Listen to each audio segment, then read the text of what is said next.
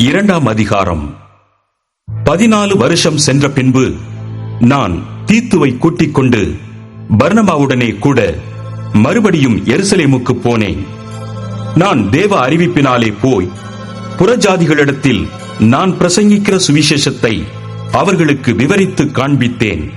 ஆயினும் நான் ஓடுகிறதும் ஓடினதும் வீணாகாதபடிக்கு எண்ணிக்கையுள்ளவர்களுக்கே தனிமையாய் விவரித்து காண்பித்தேன்.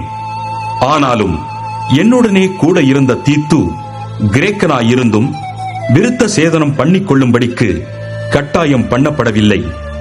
கிறிஸ்து இயேசுவுக்குள் நமக்கு உண்டான சுயாதீனத்தை உளவு பார்த்து நம்மை நியாயப்பிரமாணத்திற்கு அடிமைகளாக்கும் பொருட்டாக பக்க வழியாய் நுழைந்த கள்ள சகோதரர் நிமித்தம் அப்படியாயிற்று.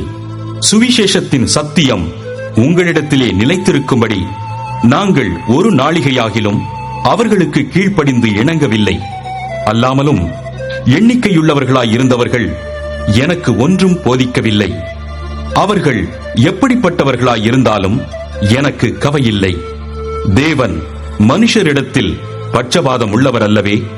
அதுவுமல்லாமல் விருத்த சேதனம் உள்ளவர்களுக்கு அப்போஸ்தலனாய் இருக்கும்படி பேதுருவை பலப்படுத்தினவர் புறஜாதிகளுக்கு அப்போஸ்தலனாய் இருக்கும்படி என்னையும் பலப்படுத்தினபடியால் விருத்த சேதனம் உள்ளவர்களுக்கு சுவிசேஷத்தை பிரசங்கிக்கும்படி பேதுருவுக்கு கையளிக்கப்பட்டது போல விருத்த சேதனம் இல்லாதவர்களுக்கு பிரசங்கிக்கும்படி அது எனக்கும் கையளிக்கப்பட்டதென்று அவர்கள் கண்டு எனக்கு அளிக்கப்பட்ட கிருபையை அறிந்தபோது தூண்களாக எண்ணப்பட்ட யாக்கோபும் கேபாவும் யோவானும் தாங்கள் விருத்த சேதனம் உள்ளவர்களுக்கும் நாங்கள் புறஜாதிகளுக்கும் பிரசங்கிக்கும்படி அந்நியோன்ய ஐக்கியத்திற்கு அடையாளமாக எனக்கும் பர்னபாவுக்கும் வலதுகை கொடுத்து தரித்திரரை நினைத்துக் கொள்ளும்படிக்கு மாத்திரம் சொன்னார்கள்.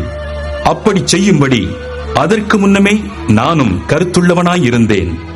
மேலும் பேதுரு அந்தியோகியாவுக்கு வந்தபோது அவன் மேல் குற்றம் சுமந்ததினால் நான் முகமுகமாய் அவனோடே எதிர்த்தேன். எப்படியெனில் யாக்கோபினிடத்திலிருந்து சிலர் வருகிறதற்கு முன்னே அவன் புறஜாதியாருடனே சாப்பிட்டான்.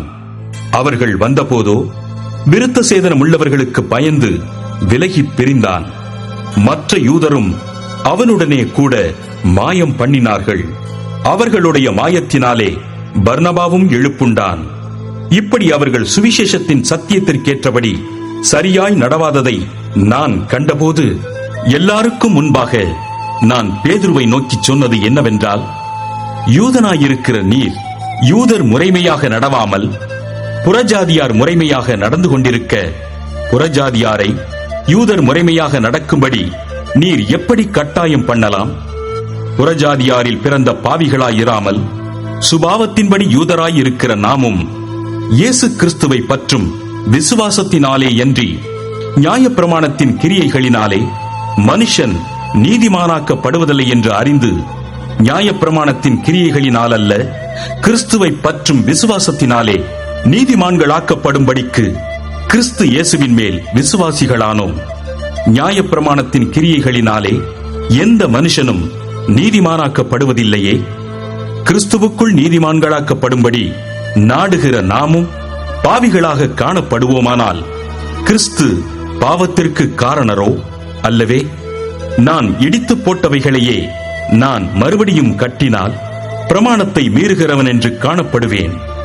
தேவனுக்கென்று பிழைக்கும்படி நான் நியாயப்பிரமாணத்தினாலே நியாயப்பிரமாணத்திற்கு மரித்தேனே. கிறிஸ்துவுடனே கூட சிலுவையில் அறையப்பட்டேன். ஆயினும் பிழைத்திருக்கிறேன். இனி நான் அல்ல, கிறிஸ்துவே எனக்குள் பிழைத்திருக்கிறார்.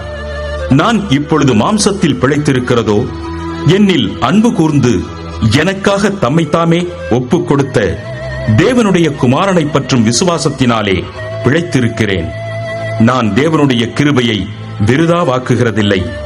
நீதியானது நியாயப்பிரமாணத்தினாலே வருமானால் கிறிஸ்து மரித்தது வீணாயிருக்குமே.